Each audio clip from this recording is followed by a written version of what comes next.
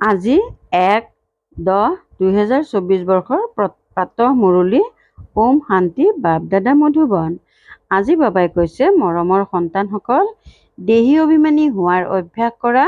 এইটো অভ্যাসৰ দ্বাৰাহে তোমালোক পুণ্য আত্মা হ'ব পাৰিবা। প্ৰশ্ন: কোনটো এটা জ্ঞানৰ বাবে তোমালোক সন্তানসকল সদায় হৰ্ষিত হৈ থাকা?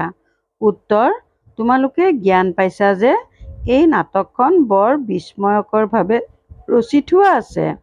ইয়াত প্ৰতিগৰাকী ভাৱৰীয়াৰ অবিনাশী ভূমিকা নিৰ্ধাৰিত হৈ আছে। সকলোৱে নিজৰ নিজৰ ভূমিকা পালন কৰি আছে।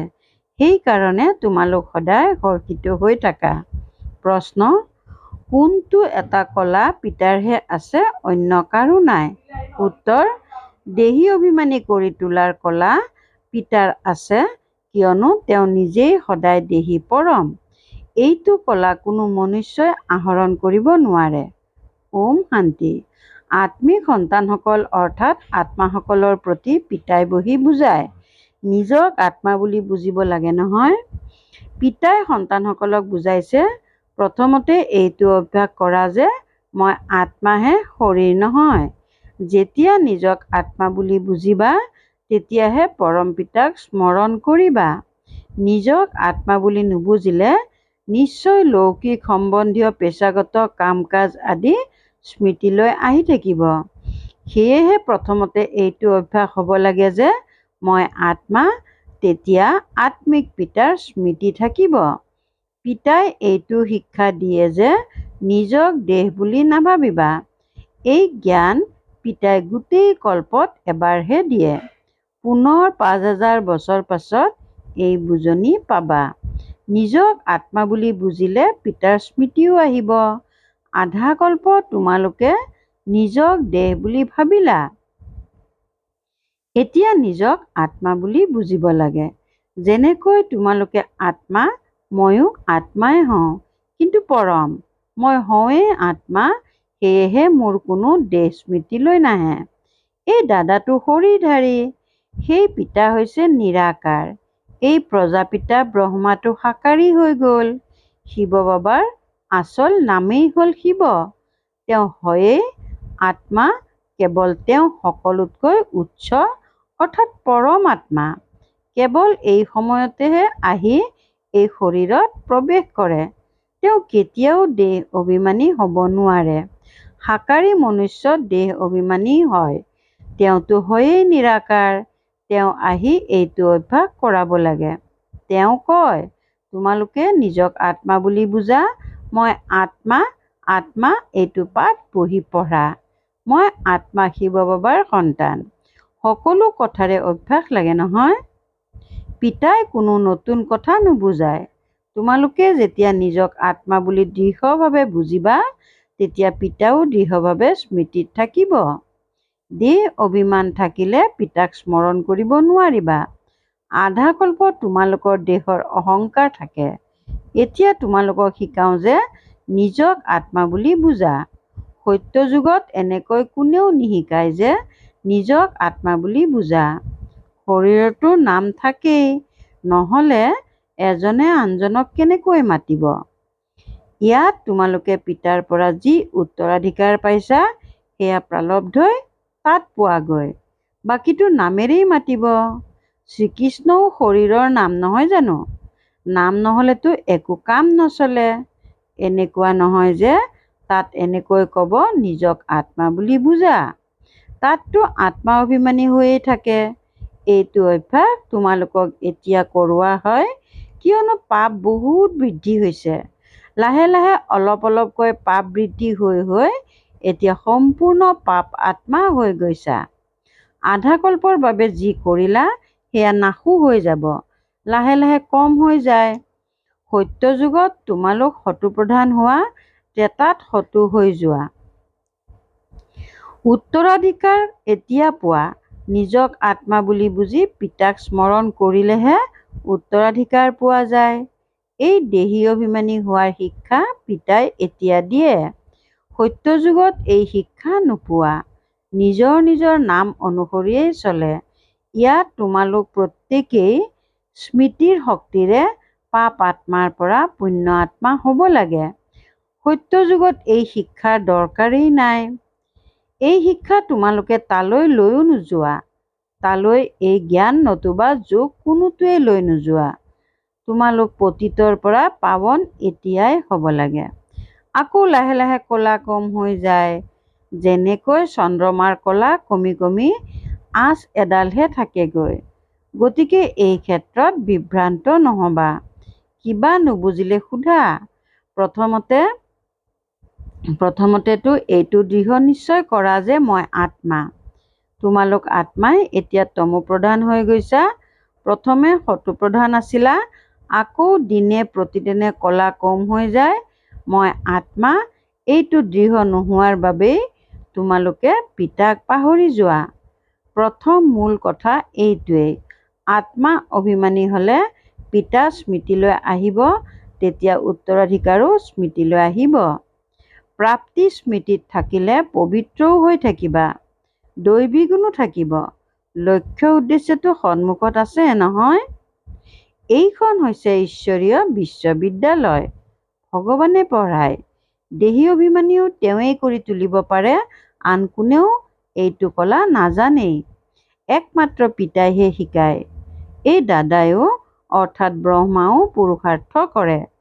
পিতাইতো কেতিয়াও শৰীৰ নললেই, যাৰ বাবে তেওঁ দেহী অভিমানী হোৱাৰ পুৰুষাৰ্থ কৰিব লাগিব। তেওঁ কেৱল এই সময়তে তোমালোকক দেহী অভিমানী কৰি তুলিবলৈ আহে। এইটো প্ৰবাদ আছে যে যাৰ মূৰত দায়িত্বৰ বোজা তেওঁ কেনেকৈ টোপনি যাব।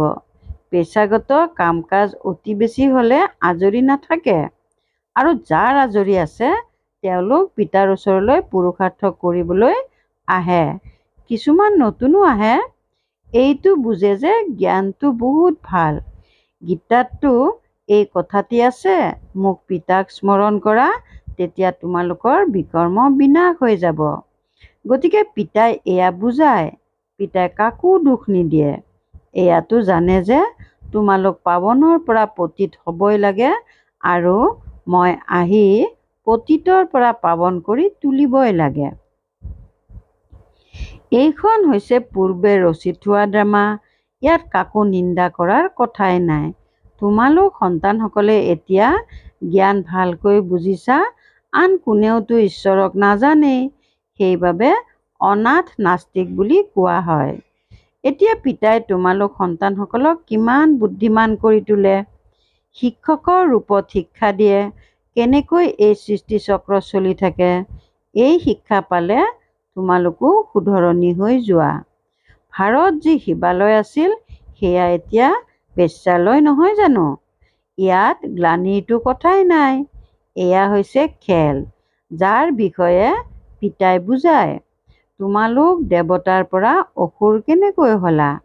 এনেকৈ নকয় যে কিয় হ'লা। পিতা আহিছেই সন্তানসকলক নিজৰ পৰিচয় দিবলৈ, আৰু সৃষ্টিচক্ৰ কেনেকৈ ঘূৰে এই জ্ঞান দিয়ে। মনুষ্যইহে জানিব নহয়। এতিয়া তোমালোকে জানি পুনৰ দেৱতা হোৱাগৈ। এই পঢ়া হৈছে মনুষ্যৰ পৰা দেৱতা হোৱাৰ বাবে, যি পিতাইহে বহি পঢ়ুৱায়। ইয়াততো সকলো মনুষ্যই। দেৱতাতো এই সৃষ্টিলৈ আহিব নোৱাৰে, যিয়ে শিক্ষক হৈ পঢ়ুৱাব। পঢ়াওঁতা পিতাক চোৱা, কেনেকৈ পঢ়ুৱাবলৈ আহে। গায়নো আছে, পৰম পিতা পৰমাত্মাই কিবা ৰথ লয়।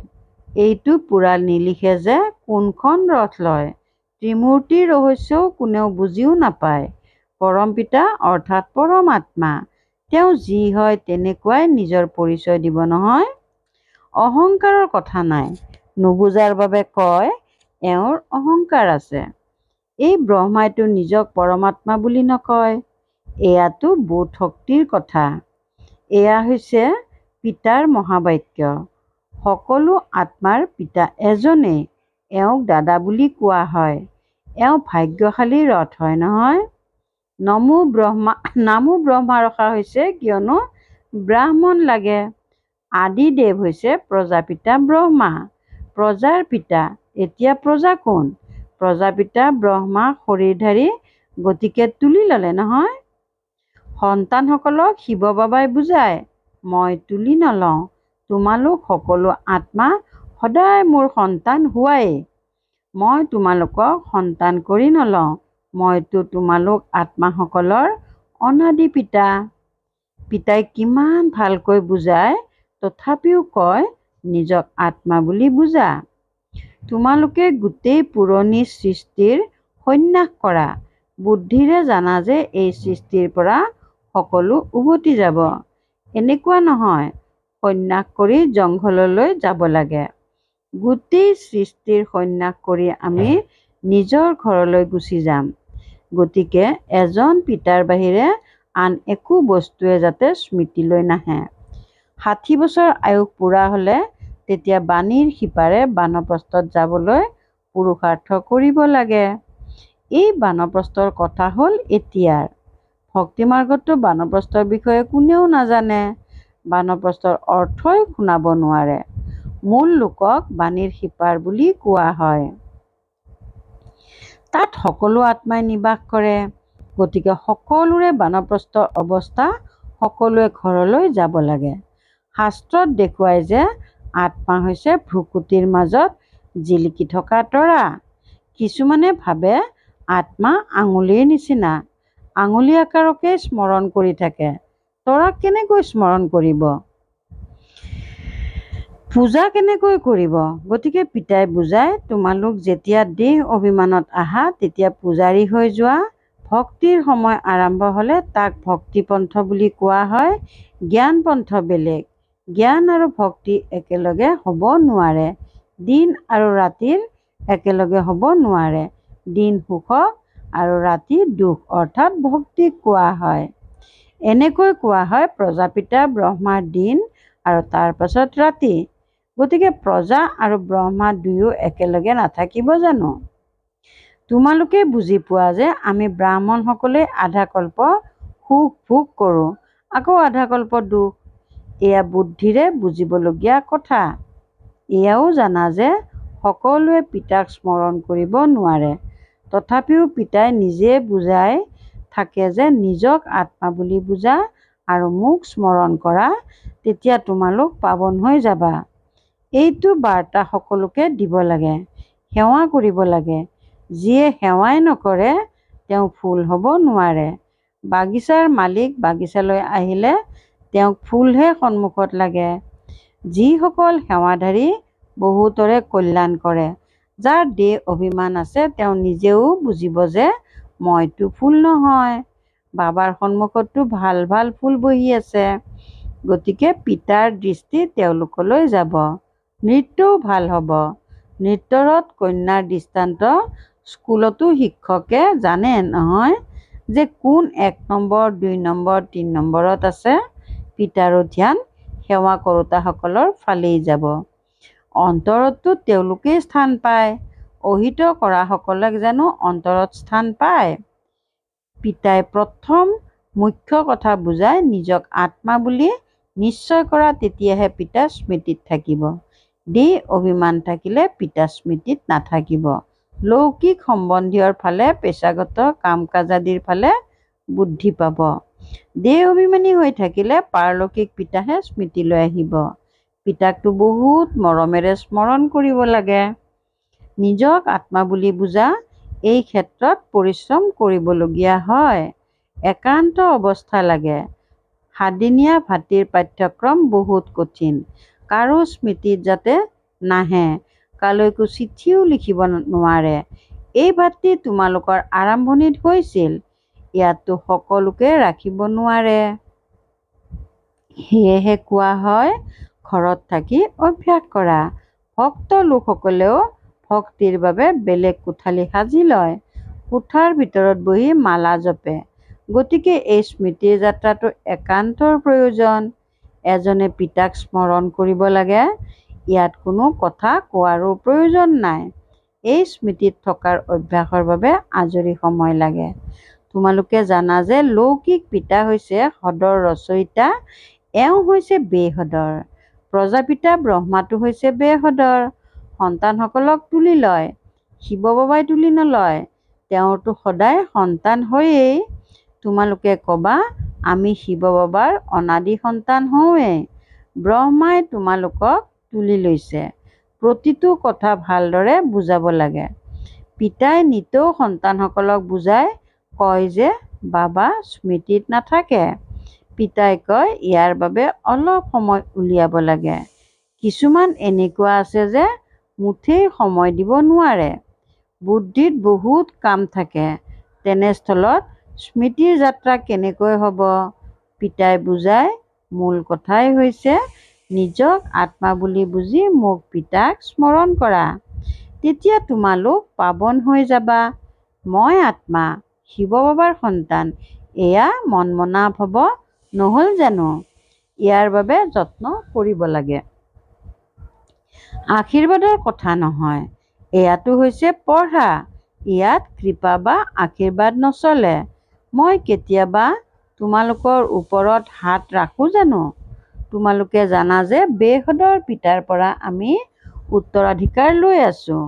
অমৰ ভৱ, আয়ুষ্মান ভৱ, ইয়াত সকলো আহি যায়।